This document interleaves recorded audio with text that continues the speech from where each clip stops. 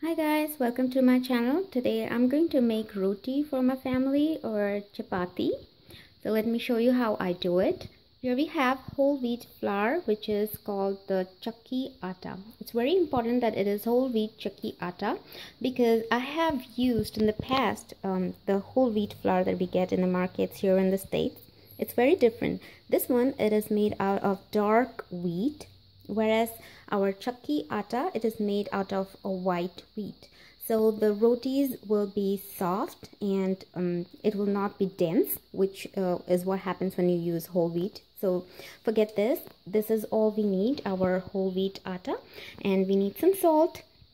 And here I'm using yogurt. Yogurt, what it does is it makes the phytic acid in your grains, the whole grains, it breaks it up.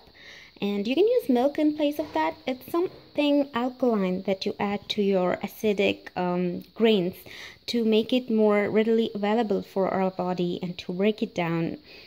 So I'm going to use yogurt for that.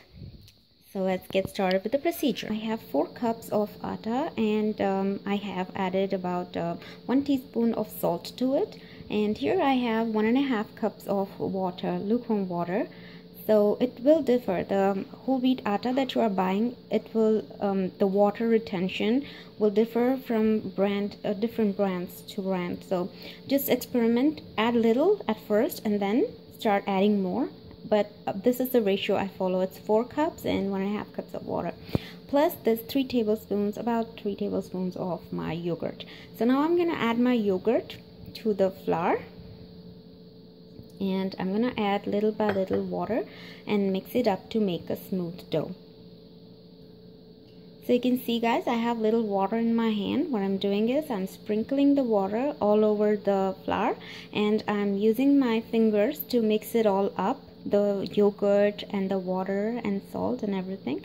I'm mixing it up little by little, and by this way I'm gonna obtain a smooth dough. So this is how you'll be kneading the dough. Use your thumb and press the dough in and just fold it and press it in again. Just use one of your hands to hold the bowl in which you have the dough and just use folding motions to make a very smooth and soft dough. So keep on doing this for like 2 minutes. And after 2 minutes you should end up with something like this, very soft and very pliable dough. And then we're going to now cover this and rest it for, the more you rest it, the softer the rotis will be. So I'm going to rest this for 8 hours and I'll get back to you when I make my very soft rotis.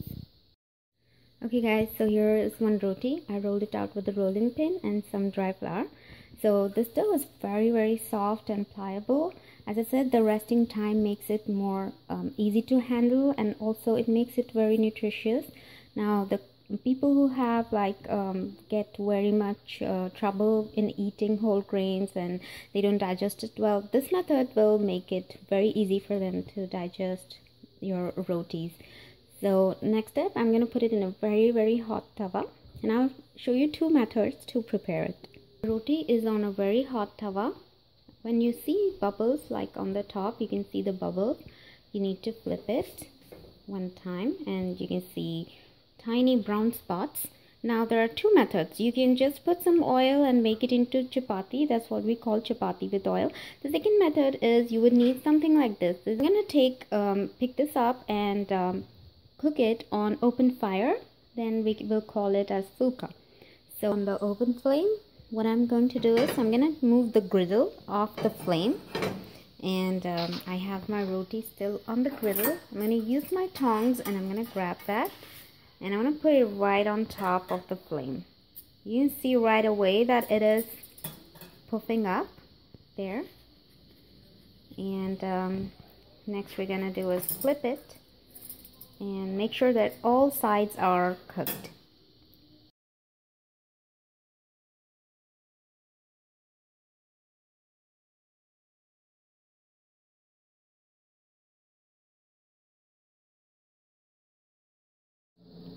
there we have our soft and hot rotis. I'm gonna serve this with some homemade pickle, vegetable pickle, and I'm gonna keep this dough in the refrigerator. It will stay good for 2 days, and then I'll make a new batch. I really hope you enjoyed this tutorial. Subscribe to my channel for more fun videos like this, and if you want to know about phytic acid in the food and how to prepare your grains and seeds and legumes properly, leave me a comment down below. I'll be making a video soon about it. And thank you for watching, guys. See you soon in another video. Until then, bye.